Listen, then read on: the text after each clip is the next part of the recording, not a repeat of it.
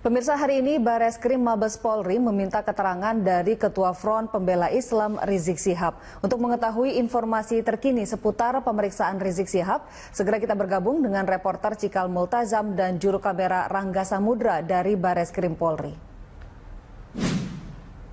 Cikal, bagaimana jalannya pemeriksaan Rizik Syihab siang ini? Ya, hingga saat ini, pemeriksaan terhadap Muhammad Rizik Syihab, imam besar dari Front Pembela Islam, masih terus berlangsung. Dari pukul 13 tadi, artinya sudah kurang lebih 4 jam lamanya Rizik Syihab diperiksa di Bareskrim Polri saat ini.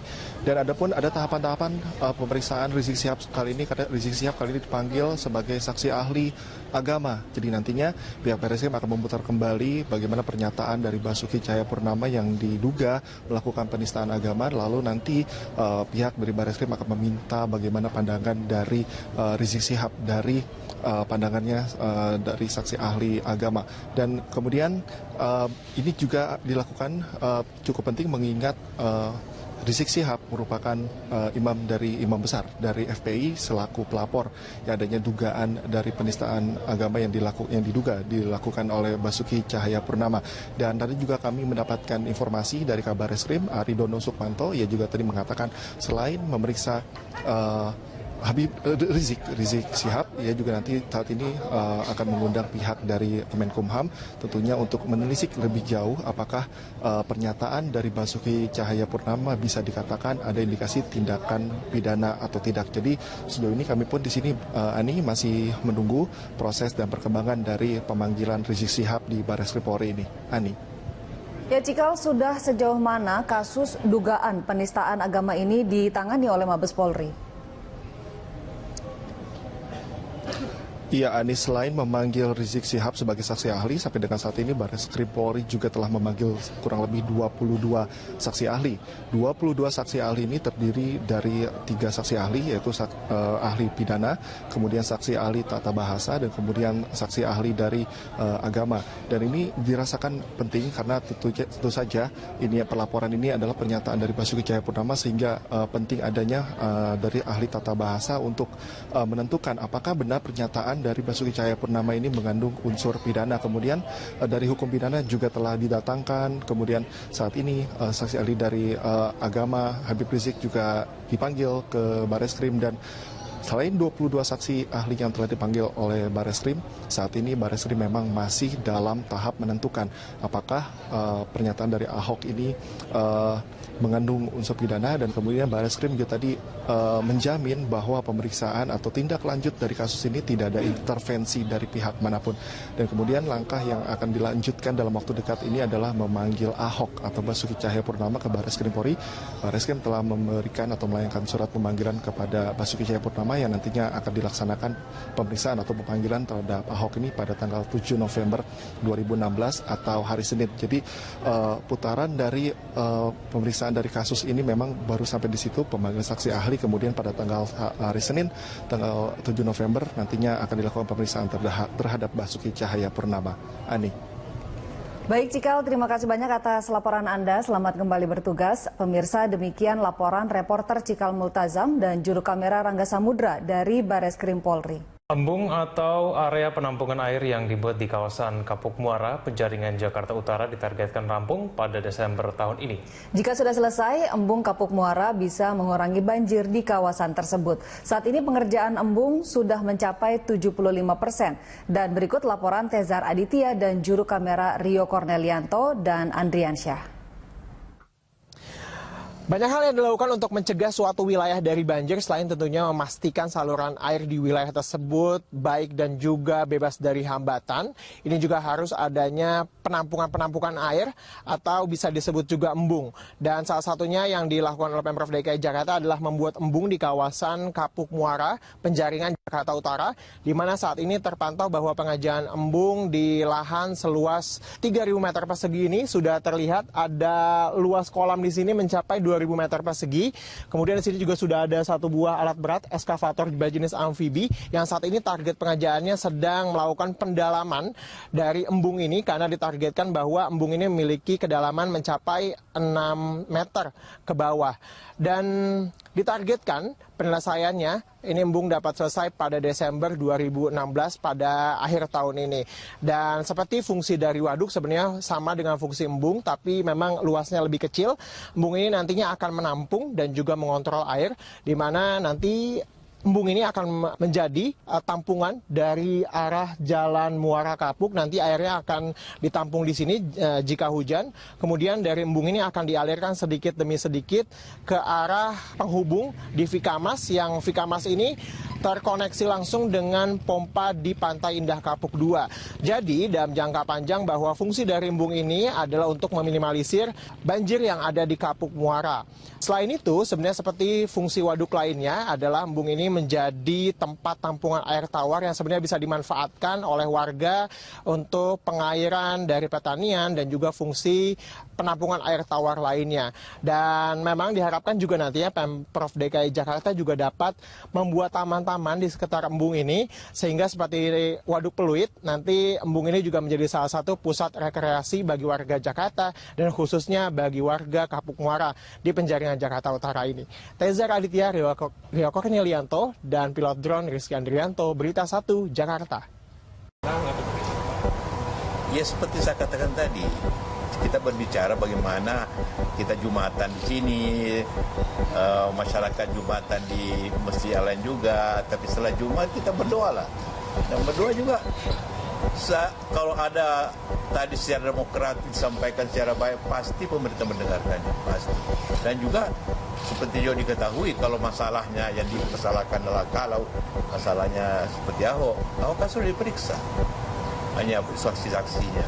Dan Kapolri berjanji untuk betul memeriksa sesuai dengan harapan masyarakat. Jadi bagi pemerintah, bagi presiden dan saya, ya kita jalankan saja demokrasi yang baik, yang bersahabat, yang kalem. Bahwa sebanyak-banyak apapun, ya semua bangsa kita, masyarakat kita mau ngapain? Jadi tinggal kita hormati, kita sama-sama Jumatan yang baik, walaupun berbeda tempat, berdoa yang baik, insya Allah aman aja kan. Karena walaupun ada masalah, kita yang susah semua. Kalau ada yang berbuat mulai yang menyusup, hati-hati. Ya kita minta kepada masyarakat yang berdemo itu menjaga masing-masing, jangan ada penyusupan. Karena apabila ada penyusupan, ada mulai yang korban masyarakat ekonomi. Yang ekonomi itu artinya kalau ekonomi turun, orang tidak kerja. Kalau tidak kerja, artinya nganggur, tidak ada penghasilan. Dan rakyat sendiri. Ya, jadi karena itulah diharapkan seperti itu.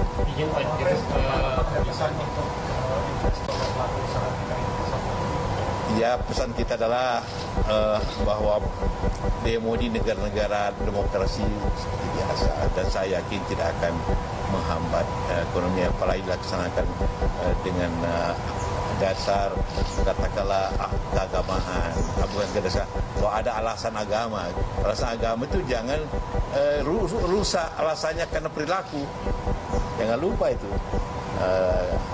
Agama Islam itu rahmatan lil alamin. Kalau ada yang merusak, bukan rahmat itu. Ya.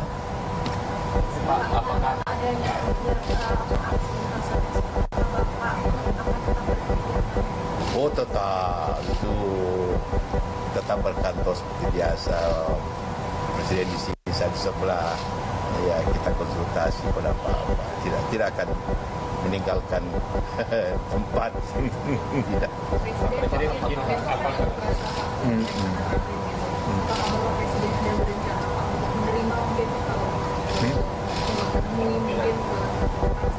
Ya bisa. Yang jelas saya dari Jakarta. Saya ada di Jakarta.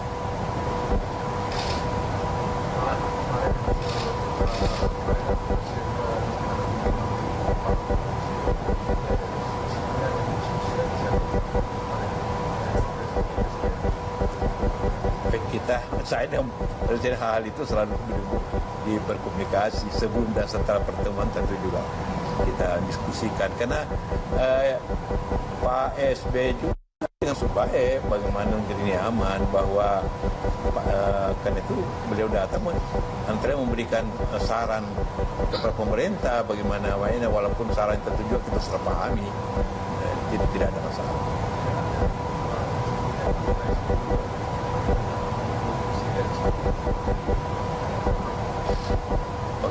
dalam beberapa kali presiden juga ketemu.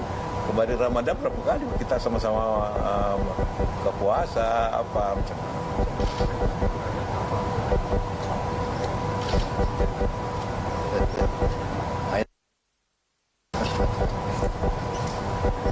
Ya, cukup.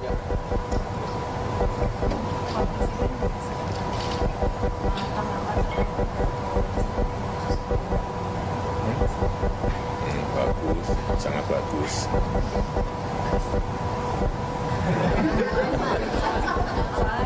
Dia akan memberikan masukan kepada pemerintah.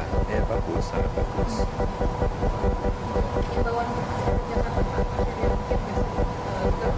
Ya, bekerja seperti biasanya.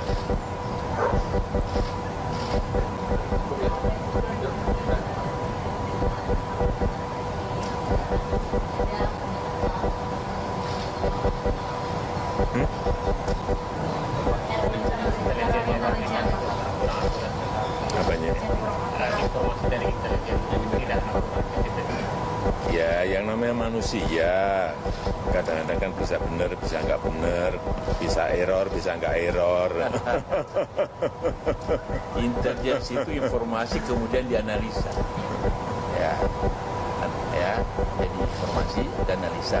Analisa kan boleh berbeda-beda kan. Mungkin yang ditangkap Pak SBY beda, ya, analisa kita juga beda, tapi itu biasa aja. Beliau juga pada waktu itu juga pasti pemakai. Itu biasa. Kalau negara tidak intelijensinya berarti tidak punya mata dan telinga. Ya. Intelijensi itu adalah maksud baik supaya jangan terjadi. Jangan lupa itu.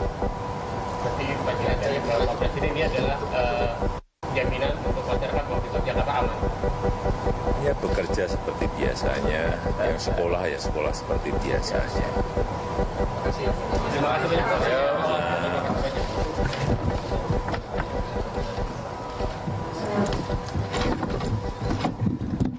Selamat mencari angin aja Pak. Anginnya Pak.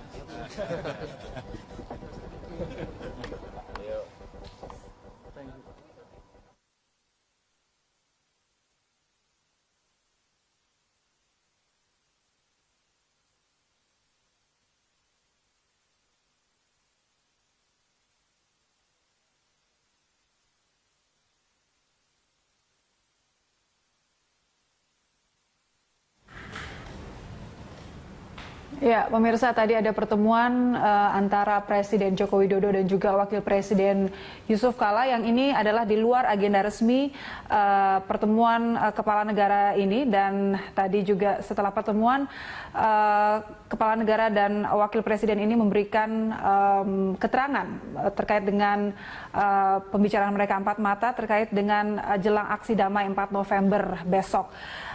Wakil Presiden Yusuf Kala mengatakan bahwa pemerintah ini mengizinkan para demonstrasi atau masyarakat yang ingin menyampaikan pendapatnya besok di tanggal 4 November untuk menyampaikan sikapnya dengan baik asalkan tidak anarkistis dan juga tetap tertib.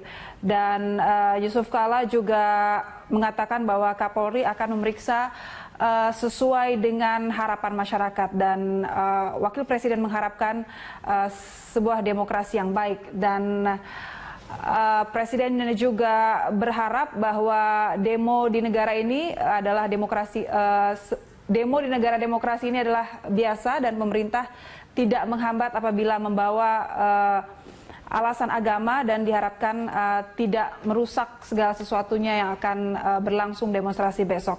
Jokowi juga menghimbau warga untuk besok tetap bekerja dan juga beraktivitas seperti biasa.